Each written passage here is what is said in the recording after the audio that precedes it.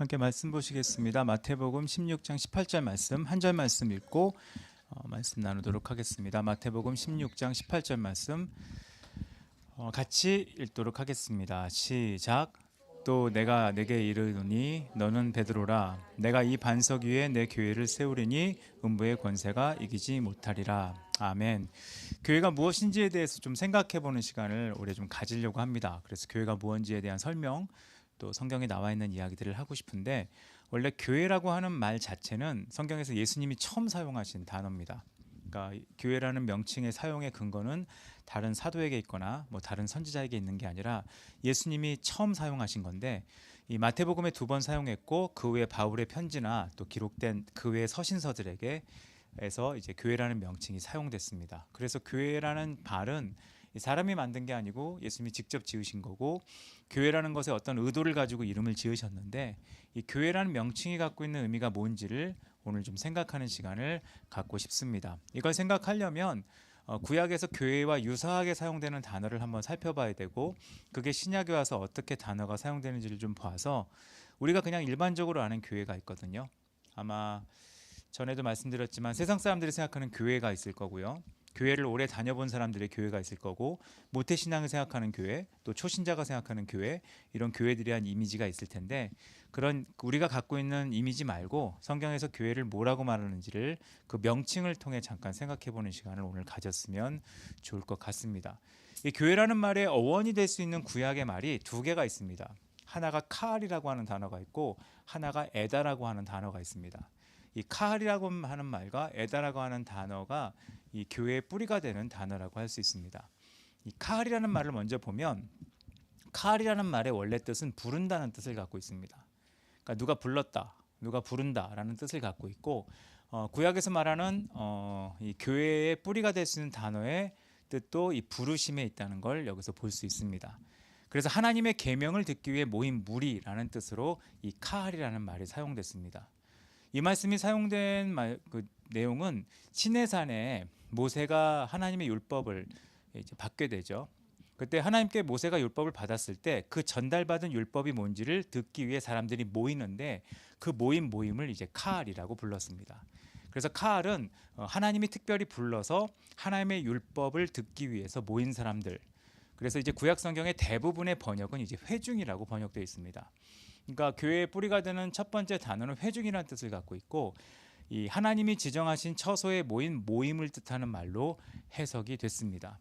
이거로 이제 지금 교회의 뜻을 유추해 보면 교회는 모임이라고 할 수 있습니다. 이게 왜 모임이라고 부를까요? 모이지 않는 건 교회가 아닙니다. 그래서 그 뭐 인터넷상으로 있는 모임들을 우리 교회라고 부르는데 모이지 않은 겁니다. 모이지 않은 겁니다. 모이지 않는 것은 교회가 될 수 없고, 무교회주의를 주장하거나 또 모이지 않는 것도 그래도 교회이지 않냐라고 명칭만 닮은 교회라고 하는 것은 실제 교회는 아닙니다. 교회는 특정한 장소에 하나님의 음성을 듣기 위해 모인 것을 교회라고 하기 때문에 카알이라는 말의 뜻은 그렇게 되어 있고요. 이 카알이라고 하는 단어에서 신약은 이제 에클레시아라고 하는, 뒤에 살펴볼 교회라고 하는 단어가 나왔습니다. 그래서 교회라고 하는 것의 원래 원이 되는 구약의 말은 하나님이 부르셔서 하나님의 음성을 듣기 위해 특별히 어느 특정 장소에 모인 사람들의 모임을 교회라고 할 수 있다는 겁니다. 이것처럼 사용하는 단어가 구약에 있는데, 에다라고 하는 단어가 있습니다. 이 에다라는 말은 카알보다 좀 더 오래된 단어라고 하는데, 원래 뜻에는 택한다라는 뜻이 있었다고 합니다. 그래서 이제 에다라는 말을 쓸 때는 사람이 모였는데 그냥 모인 게 아니라 택함을 받은 집단의 모임이라는 겁니다. 이 택함을 받았다는 말은 요즘 시대에는 별로 좋아하지 않는 말인 것 같아요. 차별이 있는 거 아니냐. 택했다는 거는 구별이 있다는 뜻입니다. 차별과 구별은 뜻이 좀 다르거든요. 원래 그 차별을 싫어하는 사람이 분류를 좋아하거든요.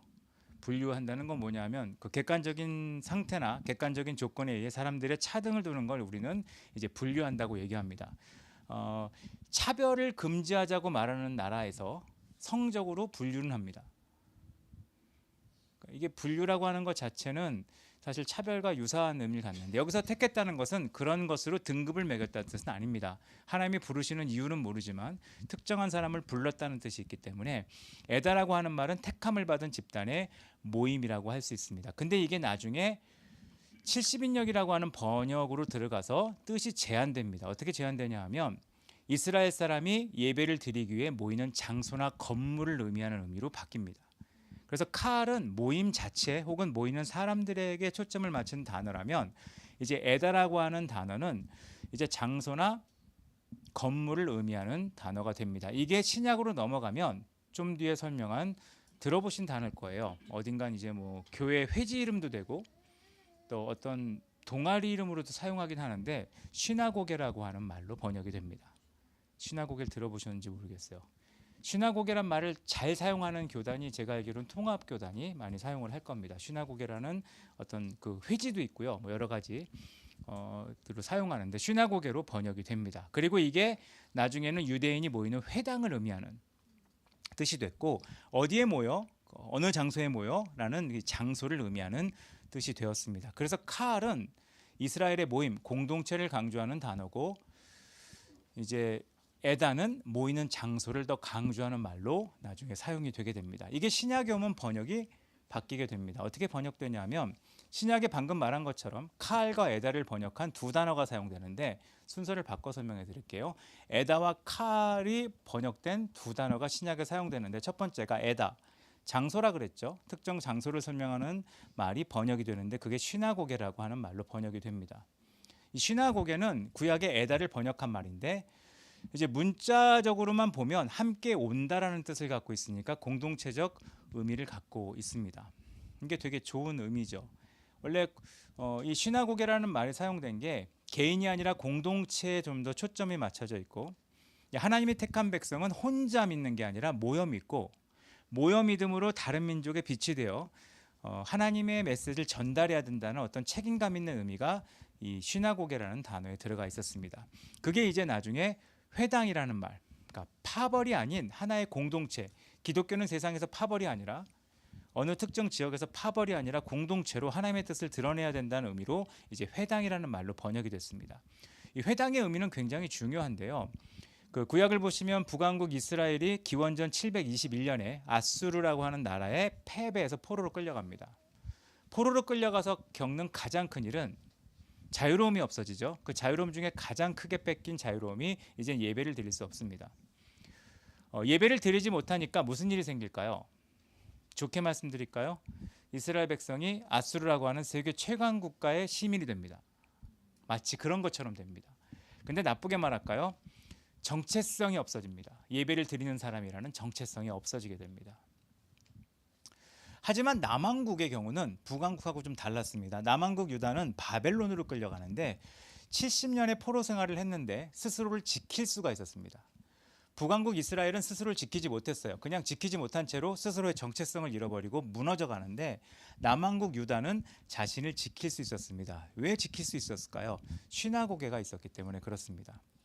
시나고게는 뭐냐면 구약의 성전하고 다른 개념인데 모여서 율법의 교훈을 배우고 교제하고 간단한 예식을 드리고 같은 민족으로 신앙 안에서 단합을 이룰 수 있는 장소가 있었습니다. 마치 CCC라는 단체에 사랑방이 있는 것처럼 어떤 장소와 공간이 있어서 이들이 자기의 정체성을 잃어버릴 수 있음에도 불구하고 정기적으로 모여서 그 당시는 안식일이겠죠. 안식일에 모여서 뭘 하냐 하면 율법을 나오고 교제하고 간단한 예식을 갖추고 또 서로 기도 제목을 나누고 서로 격려하는 시간을 가짐으로 이 회당이라고 하는 장소에서 모이는 것처럼 신앙을 지키는 행동을 했다는 겁니다. 마치 지금 세상에서 세상 가운데 그냥 살다 보면 정체성을 잃어버리게 되죠. 정체성을 잃어버린 사람들이 정기적으로 예배를 드리고 교회에 모여 소그룹으로 모여 몇 명이 모여 성경 공부하고 예배 드리고 기도 제목을 나누고 기도하는 것처럼 이 사람들은 포로로 끌려간 상황에서 바벨론이라고 하는 강력한 국가 안에서도 정기적으로 모여서 함께 신앙을 지키고 회복하는 일을 했다는 겁니다. 이게 회당교회의 시작이었고 예수님 시대에도 회당이 있었고 바울 시대에도 회당이 있었던 이유는 이 회당이라고 하는 곳 자체가 신앙을 지키기 위해 존재했던 하나의 장소, 모임이기 때문에 그랬다는 겁니다. 그래서 이 신앙을 지키기 위한 모임과 장소의 형식은 지금도 존재합니다. 신우회도 그런 역할을 해야 되는 것이고 캠퍼스 안에 있는 캠퍼스 선교단체도 그런 역할을 해야 되는 것이고 또 각 곳에 있는 신앙의 모임들은 그 역할을 하는 특징들을 가져야 되고 그것이 신앙을 지켜가는 하나의 방법이 될 수 있습니다. 교회는 이 부분이 존재합니다. 우리가 이 땅 가운데 사는 동안 굳이 바쁜데 교회에 모여야 되냐?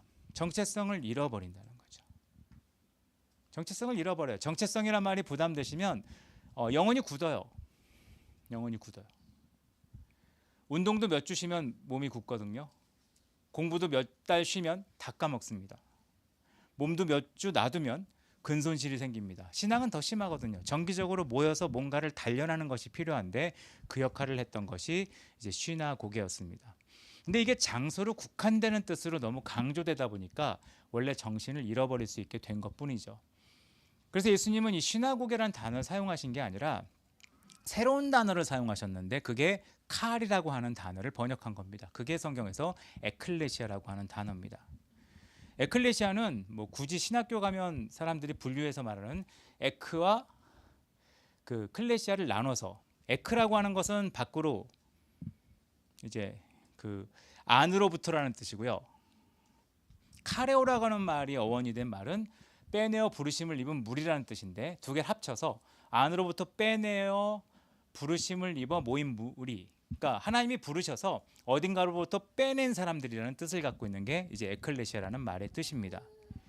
이게 그냥 일상적으로 사용하던 단어의 뜻으로는 만남, 모임이란 뜻인데 어떤 사람들이 모였는데 목적에 의해 모였다는 뜻을 갖고 있습니다. 목적에 의해 모였다는 말은 뭐에 구애받지 않는다는 뜻을 갖고 있을까요? 장소에 구애받지 않는다는 뜻입니다.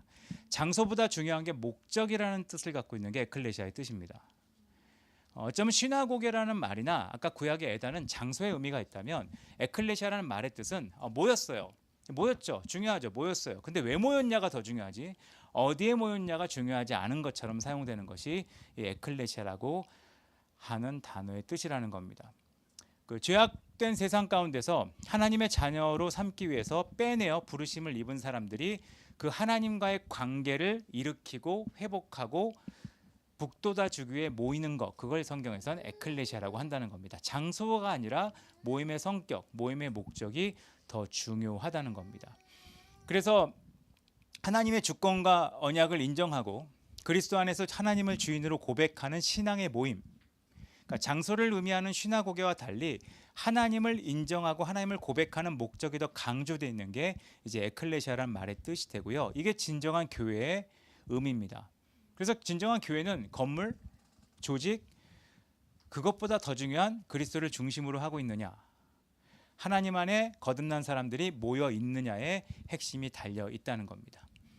이게 아까 읽었던 본문, 그러니까 내가 이 반석 위에 교회를 세우겠다는 말을 하셨을 때 교회의 단어의 뜻입니다. 하나님이 세우겠다는 교회는 교회 건축이 아니라 건물을 짓겠다가 아니라 공간을 만들겠다는 게 아니라 그 목적을 가지고 모이는 사람들의 무리를 만들겠다는 선언과 같다는 겁니다.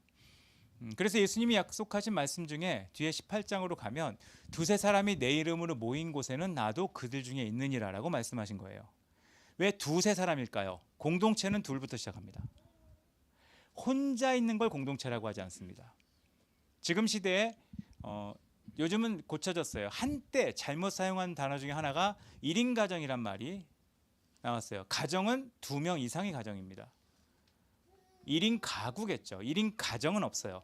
가정의 최소 단위가 둘인 것처럼 공동체의 최소 단위가 둘이기 때문에 예수님도 약속하셨을 때 니네가 어디에 혼자 있든 나는 너와 함께 하겠다 이렇게 말씀하신 게 아니라 두세 사람이 모인 곳에 함께 하겠다고 말씀하신 이유는 공동체의 특징, 건물이나 조직. 만약에 건물이 중요하다면 주님이 이렇게 말씀하셔야겠죠. 내가 한두 평이 되는 공간에 모일 것이다. 그러니까 평수를 얘기하셨어요. 그죠? 아니면 몇 평방미터 이런 거로 제시를 하셨어야 되는데 공간의 얘기를 하지 않고 사람의 모임과 목적을 말씀하셨잖아요. 내 이름으로. 두세 사람이 내 이름으로 공동체라는 것을 강조했기 때문에 에클레시아는 공동체를 강조하는 것이고 그 공동체가 그냥 모이는 것이 아니라 예수님을 주님으로 인정하는 것을 기반으로 목적으로 모인 것을 교회라고 한다는 겁니다. 그게 이제 교회라고 하는 말입니다. 그리고 영어 단어에 그래서 영어 단어도 여기서 같이 온 거거든요. 영어 단어의 교회라는 말이 그 퀴리아코스라고 하는 말에서 나왔는데 이 퀴리아코스는 퀴리오스, 주님이라는 말에서 파생된 단어입니다. 그래서 영어에 나오는 교회라는 단어 자체도 주님께 속한 자들의 모임, 그냥 모인 것은 교회가 아닙니다. 여기서 영어권은 다 나왔어요. 그 서양은 뭐 독일어의 키르케도 교회가 있고요. 전혀 모르는 언어도 이게 사전 찾아보면 나오거든요. 스웨덴에서는 뭐 쿠리카라고 한답니다. 이런 단어가 전부 건물이나 조직을 설명하는 게 아니라 주님께 속한 자들의 공동체를 명하는 것으로 교회라는 명칭이 지어진 겁니다. 우리나라는 특별하게 교회하면 건물로 생각합니다. 교회하면 떠오르는 게 뭡니까? 저한테 아니면 저랑 같이 어렸을 때 교회 다닌 사람에게 모교회를 생각하면 뭐가 떠오릅니까? 하면 건물이 떠오를 겁니다. 고딕 양식의 건물, 종탑, 십자가, 본당의 모습, 본당의 설교단이 높은 구조, 1층, 2층 자리 회중에 앉아 있는 거. 이거는 교회가 아니라 건물입니다. 그냥 예배 장소입니다. 근데 실제 교회는 진짜 교회가 떠오른다는 것은 공동체와 공동체 안에 역사하셨던 하나님이 떠올라야 교회지 교회가 그것이 아닙니다. 물론 90년대 또 2000년대에 이런 교회의 이미지를 더 많이 전달해 준 건 놀랍게도 선교단체였을 겁니다. 어떤 모임이 있을 때 어떤 집회가 있을 때 공간이 기억난 게 아니라 사람들이 기억났을 것이고 공간이 기억난 게 아니라 사람들의 반응이 기억났을 것이고 공간이 기억나는 게 아니라 그곳에서 행하신 하나님의 역사가 기억났을 텐데 그런 기억들이 실제로 교회에 대한 기억이 된다는 겁니다. 그래서 이런 에클레시아라고 하는 단어가 교회의 어원이고 교회는 건물, 조직 그런 것이 우선되는 게 아니라 사람 그냥 사람이 아니라 모인 사람 왜 모이냐? 목적이 하나님께 있는 사람들의 모임이 중요하다는 겁니다. 그래서 이 에클레시아라고 하는 교회의 뜻으로 몇 가지를 요약하고 이 에클레시아란 말을 이제 정리할 수 있습니다. 에클레시아란 말을 한번 정리해 드릴게요. 교회라고 하는 것은 결국은 사람의 모임이라는 겁니다. 선택된 사람들의 모임. 어떻게 선택돼요? 예수 그리스도의 십자가와 부활을 통해서 하나님이 부른 사람들에 의해 모여진 모임이라는 겁니다. 그래서 출발점이 사람에게 있지 않습니다. 타락한 교회, 망가지는 교회의 공통적 특징이 우리가 시작했다고 생각합니다. 근데 하나님이 시작한 거기 때문에 하나님이 세우신 것이고 하나님으로부터 기원이 있기 때문에 주인이 사람이 아니라 하나님이 되는 것이 교회의 특징입니다. 그리고 교회는 에클레시아라는 단어 뜻대로 불려진 사람이기 때문에 불려지기 때문에 세상과 구별이라는 것이 필요합니다. 불려졌잖아요. 구별과 분류는 좀 차이가 있는데 구별은 하나님의 목적에 의해 따로 떼어둔 걸 구별이라고 합니다.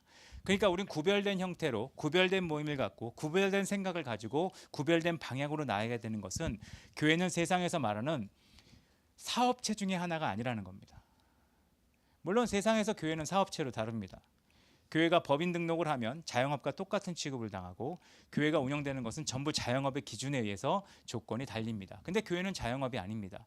그러니까 교회는 자영업이 아니기 때문에 목적이 다르기 때문에 어떤 경우에는 제 생각에 어떤 경우는 망해도 되고 어떤 경우는 수익이 안 나도 되고 어떤 경우는 조직이 꼬여도 됩니다. 상관없습니다. 예수님이 제자를 양육하셔서 결국 내신 결론은 망하셨거든요. 목적만 맞다면 망해도 되는 게 교회입니다. 근데 세상은 다릅니다. 세상은 목적과 상관없이 망하면 안 되는 것이 기업의 운영이겠죠. 그렇기 때문에 구별된 방향이 필요합니다. 그리고 교회는 사람들의 모임입니다. 아무튼 사람들의 모임입니다. 그래서 교회에서 쓰면 안 되는 말 중에 하나가 교회는 사람 보면 가면 안 돼. 아니요. 사람들의 모임입니다. 그러니까 사람들이 모여야 되는데 어떤 사람들이 모여야 되느냐? 하나님의 부르심을 받은 사람이 모여야 합니다. 그래야 하나님의 부르심을 받지 않은 사람들이 온다 하더라도 영향을 받을 수 있습니다. 왜냐하면 교회는 근본적으로 주님을 고백하는 사람들의 모임이지 기독교 관심자의 모임이거나 기독교 추종자의 모임이거나 기독교를 지지하는 사람들의 모임은 아니라는 겁니다. 이게 목적이 다르다는 거예요. 교회는 기독교 예수의 팬클럽이나 예수의 서포터즈가 아닙니다. 주님으로 고백하는 겁니다. 세상의 모임은 그렇게 되어 있지 않죠. 팬클럽은 내가 팬이라는 거지 이 사람의 종이란 뜻은 아닙니다. 서포터즈는 내가 이 사람을 지지하는 거죠. 다양한 이유 때문에. 하지만 난 이 사람의 명령을 듣겠다는 마음이 있는 건 아닙니다. 근데 교회는 주님으로 고백하기 때문에 모이는 성격이 완전히 달라서 인간의 법과 규칙을 따르지 않고 하나님의 말씀과 믿음으로 유지돼야 되는 기본 틀을 갖고 있습니다. 세상이 뭐라고 말하던 그건 세상 기준이고요. 세상은 이래야 된다고 외치던 그건 세상 기준이고요. 세상의 이 또래는 이래야 된다고 말하는 건 세상 기준이고요. 세상에선 이래야 사람이 모인다. 세상의 기준이고요. 세상엔 이래야 잘 된다. 세상 기준이고요. 세상은 요즘 이렇게 해야 됩니다가 세상 기준이에요. 교회는 철저하게 말씀대로 하나님의 규칙대로 옳고 그름을 말하고 책망과 징계와 유익함을 전달할 수 있는 시스템으로 가야 되는 게 교회라는 겁니다. 왜냐? 구별됐기 때문입니다. 그래서 결국 교회는 하나님을 예배하고 섬기는 것이 중심이지 인간과의 교제만이 중심은 아니라는 겁니다. 근데 하나님을 섬기는 방법이 사람과 사람이 섬김으로 섬기는 거여서 인간과 인간이 만나는 것이지 인간과 인간이 만나는 것이 더 큰 핵심은 아니라는 거죠. 그리고 아까 말씀드렸지만 우리는 세상 속에 살지만 구별되어야 됩니다. 왜 구별되어야 되냐? 하나님이 교회를 통해 자신을 나타내시기 때문에 그렇습니다. 그래서 우리는 구별돼야 돼요. 그래서 교회에선 이 말을 하면 안 된다는 거죠. 우리도 그냥 똑같은 시대 사람에 불과해. 그러면 소금이 맛을 잃은 겁니다. 우리도 똑같은 사람이야. 소금이 맛을 잃은 겁니다. 우리도 같은 시대에 사는데 어쩌라는 거야? 맛을 잃었다는 고백입니다. 교회는 철저하게 구별되어 종말론적 공동체라고 부르거든요. 어떤 경우는 사도적이라고 말을 하는데 종말론적이다 사도적이란 말은 세상을 향해 하나님의 뜻이 뭔지를 드러내야 되기 때문에 구별이 필요하다는 겁니다. 그리고 교회는 특정해서 모여서 우리가 사진을 찍잖아요. 이게 교회다. 우리가 무슨 행사가 있으면 같이 모여서 사진 찍으면 이게 우리 교회다라고 말을 하고 싶지만 교회는 무엇이냐면 공간이라기보다 이게 말이 좀 어려울 텐데요. 모여있는 공동체를 뜻하는과 동시에 모임의 사건 내지는 과정을 뜻합니다. 이거는 반대로 말하면 모여있지 않으면 그리고 어떤 사건을 공유하지 못하면 그리고 과정을 공유하지 못하면 교회가 아닙니다. 그건 교회라고 부를 수가 없는 겁니다. 근데 우린 교회라고 불러줍니다. 왜 불러주죠? 떨어져 나갈까봐. 떨어져 나갈까봐 불러준다고 해도 그건 떨어져 나간 겁니다. 몸이 아닌 걸 몸이라 부르면 몸이 되는 건 아닙니다. 내가 아무리 모자를 쓰고 있어도 모자는 내 몸이야. 당신 몸이 아닙니다. 모자를 꼬집다고 몸이 아프지 않습니다. 모자를 집어 던진다고 당신이 상하지 않습니다. 모자를 잃어버린다고 당신의 정체성이 없어지지 않습니다. 그냥 모자일 뿐입니다. 몸은 몸이고 액세서리는 액세서리일 뿐인데 똑같습니다. 같은 하나님의 이름으로 모여있고 동시에 사건을 경험하고 동시에 과정을 경험해야 같은 교회라고 부를 수 있다는 겁니다. 그래서 우리가 교인으로 쳐주는 거와 실제 교인은 다를 수 있고요. 공동체로 인정하는 거와 공동체로 쳐주는 것은 다를 수가 있다는 겁니다. 이게 교회라고 하는 것의 특징입니다. 그리고 마지막으로 교회는 지난주에 누가 얘기했는데 일반적으로 세상에서 이렇게 퍼진 말 중에 하나거든요. 캐톨릭은 법인 같고 기독교는 자영업 같다라는 이미지가 굉장히 강합니다. 그래서 캐톨릭은 큰 대기업, 법인 같은 느낌이고 이제 기독교는 자영업 같아서 각자 각계전투 하다가 1년에 2번 노예라고 하는 자영업자 이렇게 모임을 갖고 서로 수익이나 이제 그런 거 비교하다가 실망해서 흩어지는 그런 모임처럼 보이는데 실제로 교회는 각각의 교회는 하나의 에클레시아지만 전체적으로 전 세계 모든 교회도 하나의 에클레시아라고 할 수 있습니다. 이게 되게 중요한 거죠. 그래서 각 교회들은 자신의 교회의 일에 추구하지만 전 세계의 큰 교회는 같은 방향으로 하나님의 뜻을 추구하는 것이 맞는 것을 우리는 알 수 있습니다. 이게 에클레시아라고 하는 말의 뜻이 됩니다. 그런 말씀을 좀 정리해 볼까요? 교회가 뭔지에 대한 설명을 해드렸습니다. 교회는 건물이 아닙니다. 그리고 교회는 사람들의 모임만도 아닙니다. 교회는 하나님이 부르셔서 목적, 하나님을 예배하기 위해 함께한 2명 이상의 사람들이 모이는 모임 혹은 모여 일어나는 사건 혹은 모여서 성장하는 과정을 얘기한다는 겁니다. 이게 교회입니다. 우리가 교회라고 한다면 목적이 같아야 되고요. 교회라고 한다면 부르심이 같아야 되고요. 교회라고 한다면 같은 사건을 경험해야 되고요. 교회라고 한다면 같은 과정을 경험해야 됩니다. 근데 지금 시대가 참 놀라운 게 뭐냐 하면 목적이 다른 사람이 똑같은 사건을 경험하지 않고 똑같은 과정에 있지 않은 사람, 아는 상태를 교회라고 부릅니다. 그런 데는 사람들이 더 많이 모일 겁니다. 왜냐? 공유 안 해도 되잖아요. 그거는 모르겠어요.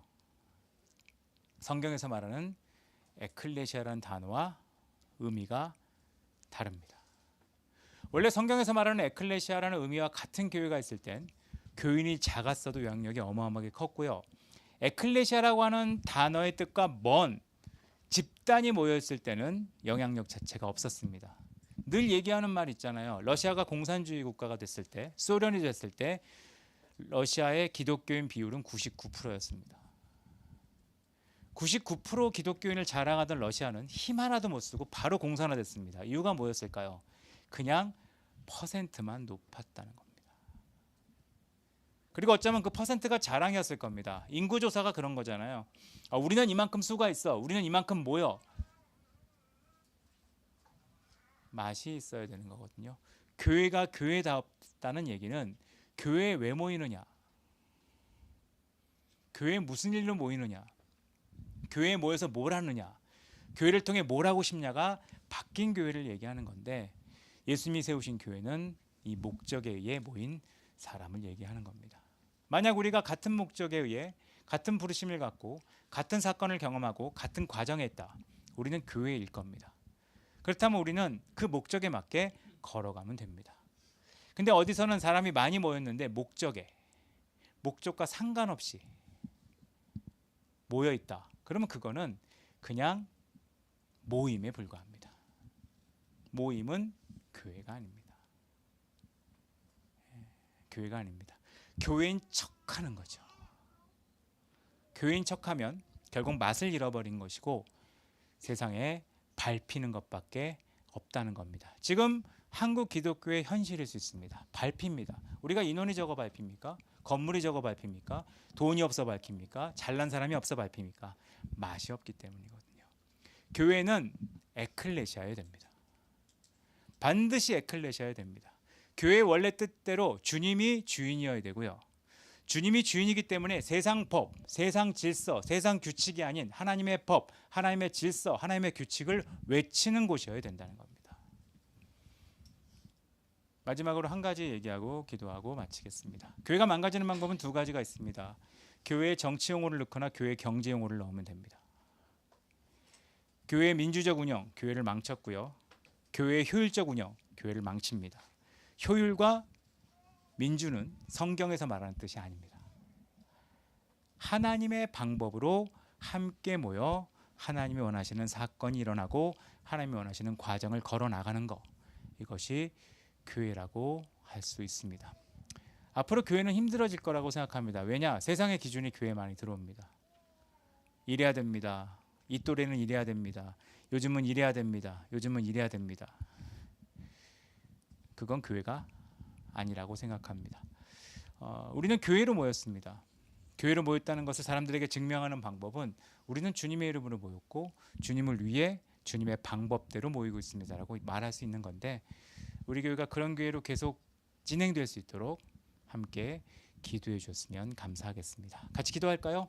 이 시간 교회의 의미에 대한 설명을 간단하게 드렸습니다. 교회가 뭐냐고 물어보면 대답할 수 있어야 됩니다. 교회는 주님을 위해 모인 사람들의 모임이다. 한 명 한 명은 교회가 아닙니다. 모이지 않았다, 교회가 아닙니다. 모였는데 목적이 다르다, 교회가 아닙니다. 같은 사건을 경험하지 못한다, 교회가 아닙니다. 과정에 있지 않는다, 교회가 아닙니다. 교회는 주님의 이름으로 모인 두세 사람 이상의 같은 목적을 가진 사람들의 같이 경험하는 사건 혹은 같이 경험하는 과정을 다 포함한 것이 교회입니다. 이 시간 같이 기도하고 싶은 것은 그겁니다. 하나님, 우리 교회가 교회 되게 해주시옵소서. 그리고 하나 더 기도하고 싶은 것은 이 땅에 진짜 교회가 많게 해주시옵소서.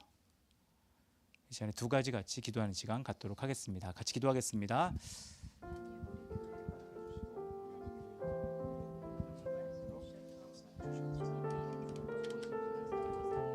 시간을 가졌는데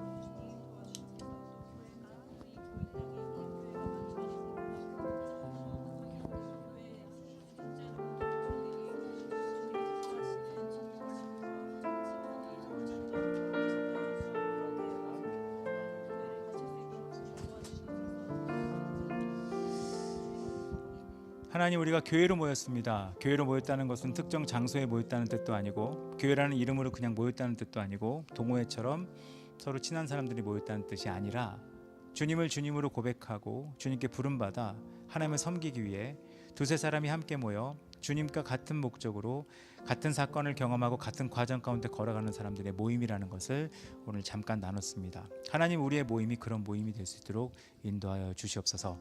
그냥 한 주에 한 시간 신앙이 있다는 것을 처리하는 과정으로 교회가 모이는 것이 아니라, 정말 예수님이 직접 말씀하신 내가 내 교회를 세우겠다, 그 말씀하신 에클레시아가 우리 가운데도 세워질 수 있도록 주님 은혜 주시고 역사하여 주시옵소서.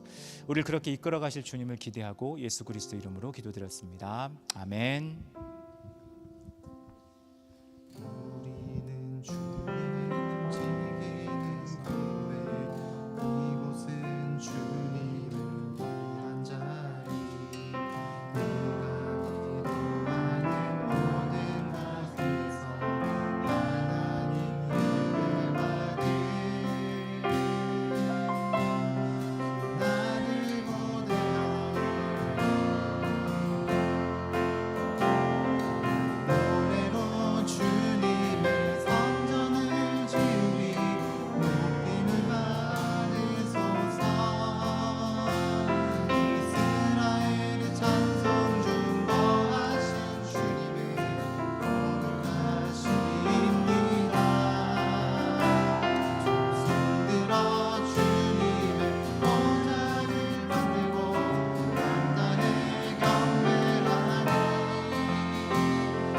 그릇사의 사이에 임하신 것처럼 내 위에 임하소서. 하나님, 우리가 이곳에 섰으니 나를 치유하소서. 하나님, 우리가 어디에 있는지 주를 높이리라. 왕들아, 주님을 송축할지어다.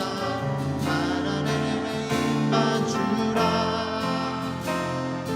영원한 통치자 주 예수 그리스도, 그는 위대하신 왕.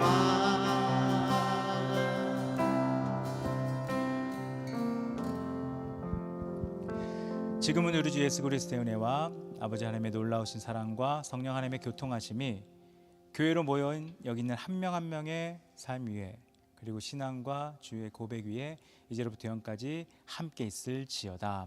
아멘.